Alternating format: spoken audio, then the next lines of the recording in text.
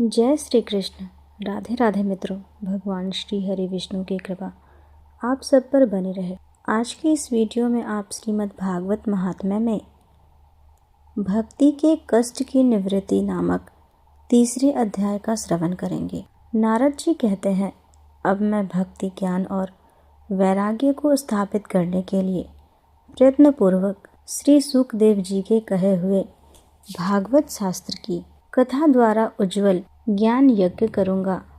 यह यज्ञ मुझे कहाँ करना चाहिए? आप इसके लिए कोई स्थान बता दीजिए। आप लोग वेद के पारगामी हैं, इसीलिए मुझे इस सुख शास्त्र की महिमा सुनाइए। यह भी बताइए कि श्रीमद् भागवत की कथा कितने दिनों में सुनानी चाहिए और उसके सुनने की क्या विधि है। सनकादि बोले, नारद जी, आप बड़े विनीत और विवेकी हैं। सुनिए, हम आपको ये सब बातें बताते हैं। हरिद्वार के पास आनंद नाम का एक घाट है। वहाँ अनेकों ऋषि रहते हैं तथा देवताओं और सिद्ध लोग भी उनका सेवन करते रहते हैं। भांति भांति के वृक्ष और लताओं के कारण वह बड़ा सघन है और वहाँ बड़ी कोमल नवीन बालू बिछी हुई है। वह घाट बड़ा ही सुरम्य और एकांत प्रदेश में है। वहाँ हर समय सुनहले कमलों की सुगंध आया करती है। उसके आसपास रहने वाले सिंह, हाथी आदि परस्पर विरोधी जीवों के चित्त में भी वैर भाव नहीं है। वहाँ आप बिना किसी विशेष प्रयत्न के ही ज्ञान यज्ञ आरंभ कर दीजिए। उस स्थान पर कथा में अपूर्व रस का उदय होगा। भक्ति भी अपनी आँखों के ही सामने निर्बल और जरा जीर्ण अवस्था में पड़े हुए ज्ञान और वैराग्य को लेकर वहाँ आ जाएगी, क्योंकि जहाँ भी श्रीमद् भागवत की कथा होती है वहाँ ये भक्ति आदि अपने आप पहुँच जाते हैं। वहाँ कानों में कथा के शब्द पड़ने से ये तीनों तरुण हो जाएंगे। सूत जी कहते हैं, इस प्रकार कहकर नारद जी के साथ सनकादि भी श्रीमद् भागवत कथा अमृत का पान करने के लिए वहां से तुरंत गंगा तट पर चले आए। जिस समय वे तट पर पहुँचे, भूलोक, देवलोक और ब्रह्मलोक सभी जगह इस कथा का हल्ला हो गया। जो भगवत कथा के रसिक विष्णु भक्त थे, वे सभी श्रीमद् भागवत कथा अमृत का पान करने के लिए सबसे आगे दौड़ दौड़ कर आने लगे। भृगु, वशिष्ठ, चैवन, गौतम, मेधा, देवल, देवरात, परशुराम, विश्वामित्र, साकल, मार्कंडेय, दत्तात्रेय, पिपलाद, योगेश्वर, व्यास और पराशर, छायासूक, जाजली और जिह्नु आदि सभी प्रधान प्रधान मुनिगण अपने अपने पुत्र, शिष्य और स्त्रियों समेत बड़े प्रेम से वहां आए। इसके सिवा वेद, वेदांत, मंत्र, तंत्र, 17 पुराण और 6 शास्त्र भी मूर्तिमान होकर वहां उपस्थित हुए।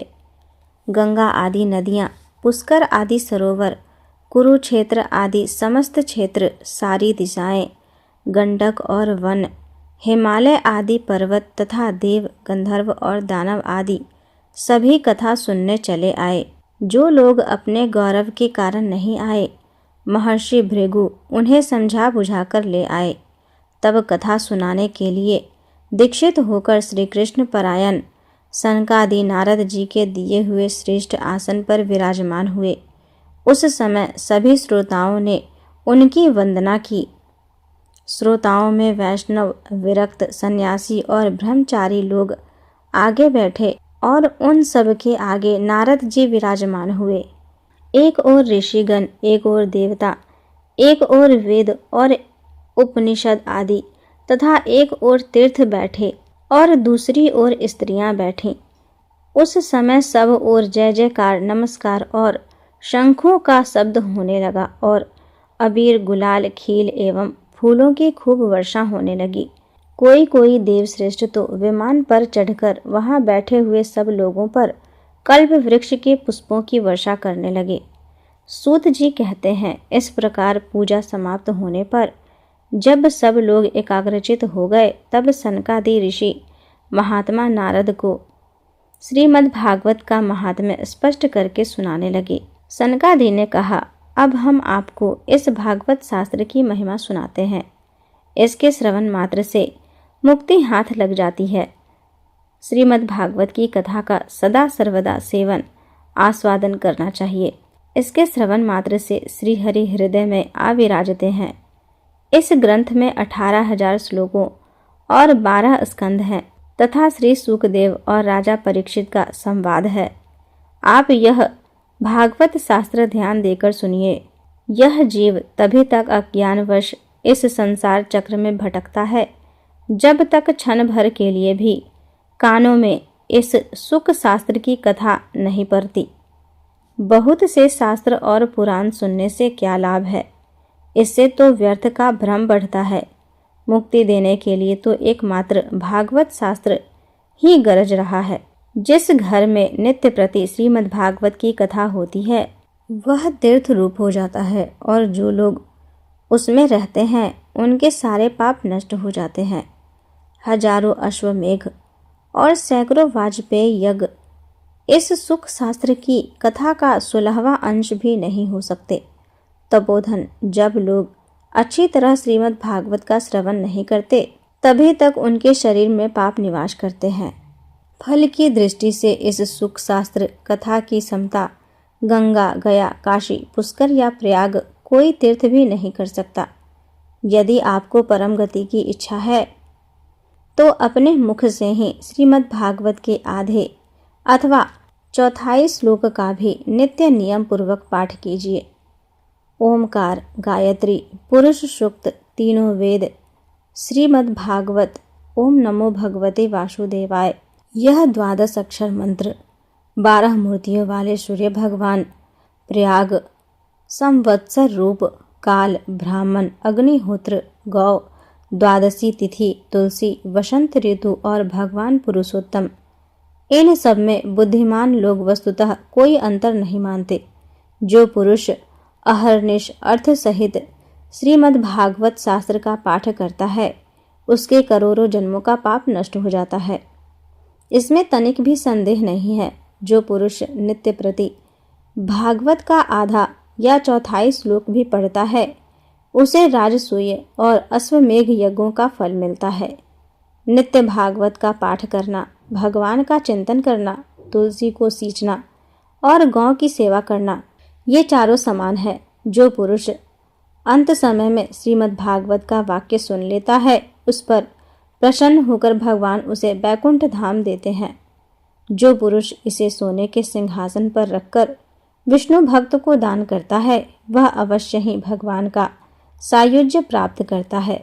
जिस दृष्टि ने अपनी सारी आयु में चित्त को एकाग्र करके श्रीमद् भागवत अमृत का थोड़ा सा भी रसास्वादन नहीं किया उसने तो अपना सारा जन्म चंडाल और गधे के समान व्यर्थ ही गवा दिया।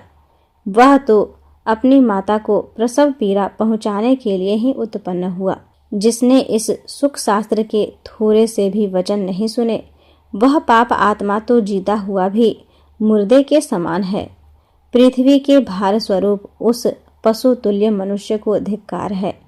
यो स्वर्ग लोक में देवताओं में प्रधान इंद्र आदि कहा करते हैं, संसार में श्रीमद् भागवत की कथा का मिलना अवश्य ही कठिन है। जब करोड़ों जन्मों का पुण्य होता है तभी इसकी प्राप्ति होती है। नारद जी, आप बड़े ही बुद्धिमान और योग निधि हैं।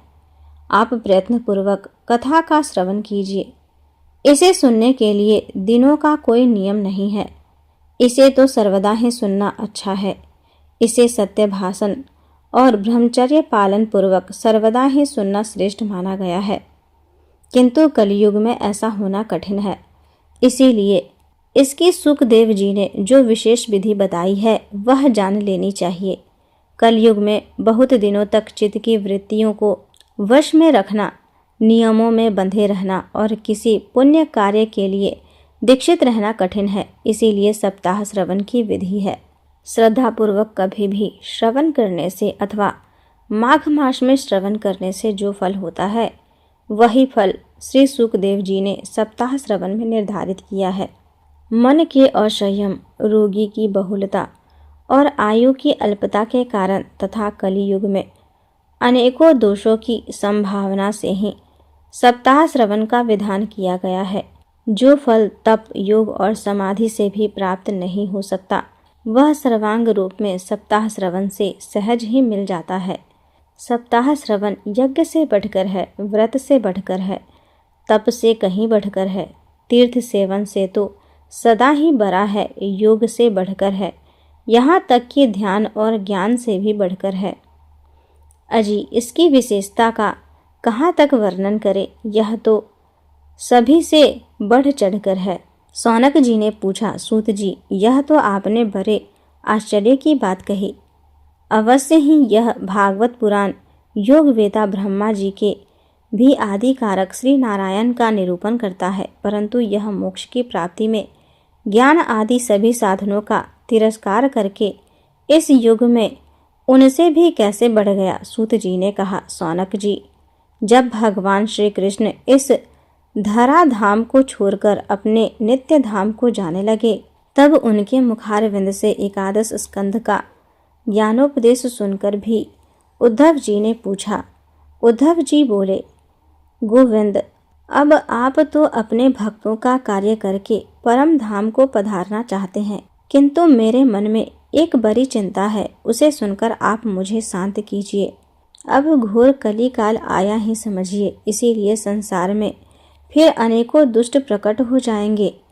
उनके संसर्ग से जब अनेकों सत्पुरुष भी उम्र प्रकृति के हो जाएंगे, तब उनके भार से दबकर यह गोरूपिणी पृथ्वी किसकी शरण में जाएगी। कमल नयन, मुझे तो आपको छोड़कर इसकी रक्षा करने वाला कोई दूसरा नहीं दिखाई देता। इसीलिए भगवत वत्सल, आप साधुओं पर कृपा करके यहाँ से मत जाइए। भगवान, आपने निराकार और चिन्ह मात्र होकर भी भक्तों के लिए ही तो यह सगुण रूप धारण किया है, फिर भला आपका वियोग होने पर वे भक्तजन पृथ्वी पर कैसे रह सकेंगे। निर्गुणोपासना में तो बड़ा कष्ट है, इसीलिए कुछ और विचार कीजिए।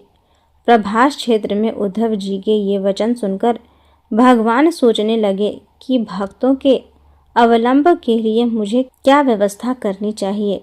सौनक जी, तब भगवान ने अपनी सारी शक्ति भागवत में रख दी। वे अंतर ध्यान होकर इस भागवत समुद्र में प्रवेश कर गए। इसीलिए यह भगवान की साक्षात शब्दमयी मूर्ति है। इसके सेवन, श्रवण, पाठ अथवा दर्शन से ही मनुष्य के सारे पाप नष्ट हो जाते हैं। इसी से इसका सप्ताह श्रवण सबसे बढ़कर माना गया है और कली युग में तो अन्य सब साधनों को छोड़कर यही प्रधान धर्म बताया गया है। कली काल में यही ऐसा धर्म है जो दुख, दरिद्रता, दुर्भाग्य और पापों की सफाई करता है तथा काम, क्रोध आदि शत्रुओं पर विजय दिलाता है। अन्यथा भगवान की इस माया से पीछा छुड़ाना देवताओं के लिए भी कठिन है। मनुष्य तो इसे छोड़ ही कैसे सकते हैं। अतः इससे छूटने के लिए भी सप्ताह श्रवण का विधान किया गया है। सूत जी कहते हैं, सौनक जी, जिस समय सनकादि मुनीश्वर इस प्रकार सप्ताह श्रवण की महिमा का बखान कर रहे थे, उस सभा में एक बड़ा आश्चर्य हुआ। उसे मैं तुम्हें बतलाता हूँ, सुनो। वह तरुणावस्था को प्राप्त हुए अपने दोनों पुत्रों को साथ लिए विशुद्ध प्रेम रूपा भक्ति बार बार श्री कृष्ण, गोविंद, हरे मुरारे, हे नाथ, नारायण, वासुदेव आदि भगवान नामों का उच्चारण करती हुई अकस्मात प्रकट हो गई। सभी सदस्यों ने देखा कि परम सुंदरी भक्ति रानी भागवत के अर्थों का आभूषण पहने वहां पधारी। मुनियों की उस सभा में सभी यहाँ तर्क वितर्क करने लगे कि ये यहाँ कैसे आई, कैसे प्रविष्ट हुई। तब सनकादि ने कहा, ये भक्ति देवी अभी अभी कथा के अर्थ से निकली हैं। उनके ये वचन सुनकर भक्ति ने अपने पुत्रों समेत अत्यंत विनम्र होकर सनत कुमार जी से कहा। भक्ति बोली, मैं कली युग में नष्ट प्राय हो गई थी। आपने कथा अमृत से सींचकर मुझे फिर पुष्ट कर दिया। अब आप यह बताएं कि मैं कहाँ रहूं। यह सुनकर सनकादि ने उससे कहा, तुम भक्तों को भगवान का स्वरूप प्रदान करने वाली अनन्य प्रेम का संपादन करने वाली और संसार रोग को निर्मूल करने वाली हो। अतः तुम धैर्य धारण करके नित्य निरंतर विष्णु भक्तों के हृदय में निवास करो। कलि युग के दोष भले ही सारे संसार पर अपना प्रभाव डालें, किंतु वहां तुम पर इनकी दृष्टि भी नहीं पड़ सकेगी। इस प्रकार उनकी आज्ञा पाते ही भक्ति तुरंत भगवत भक्तों के हृदय में जा विराजी। जिनके हृदय में एकमात्र श्री हरि की भक्ति निवास करती है, वे त्रिलोकी में अत्यंत निर्धन होने पर भी परम धन्य है, क्योंकि इस भक्ति की डोरी से बंधकर तो साक्षात भगवान भी अपना परम धाम छोड़कर उनके हृदय में आकर बस जाते हैं। भूलोक में यह भागवत साक्षात पर ब्रह्म का विग्रह है। हम इसकी महिमा कहाँ तक वर्णन करें। इसका आश्रय लेकर इसे सुनाने से तो सुनने और सुनाने वाले दोनों को ही भगवान श्री कृष्ण की समता प्राप्त हो जाती है। अतः इसे छोड़कर अन्य धर्मों से क्या प्रयोजन है। इस प्रकार श्रीमद् भागवत महात्म्य की कथा में तीसरा अध्याय पूर्ण हुआ। आगे की कथा सुनने के लिए मेरे वीडियो को लाइक करें, अपने दोस्तों के साथ शेयर करें तथा मेरे चैनल को सब्सक्राइब करें। धन्यवाद।